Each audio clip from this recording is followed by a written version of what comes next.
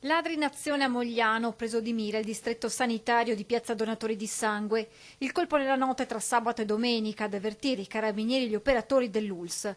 I banditi hanno forzato una porta dello stabile e una volta all'interno indisturbati hanno girato tra gli uffici alla ricerca di contanti. Alla fine hanno ripiegato su una delle macchinette automatiche usate dai pazienti per il pagamento del ticket.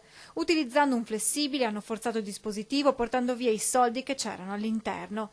Difficile al momento quantificare quanti contanti fossero presenti nella cassa. Dobbiamo tirare fuori tutte chiaramente madre e figlia di quello pagato come ticket per fare la differenza di quello che c'era in cassa precedentemente. Da qua si ottiene la somma, anche se i miei collaboratori mi dicono che la cifra sarà sicuramente esigua. È più il danno che hanno creato gli utenti, perché chiaramente hanno sporcato dappertutto, hanno creato disagio, abbiamo dovuto la mattina presto pulire tutto per garantire in modo tale che ci potesse essere ancora l'accesso al distretto sanitario. Il denaro rubato è comunque interamente coperto dall'assicurazione. Adesso l'USL dovrà provvedere a sostituire la macchinetta danneggiata con un apparecchio più moderno.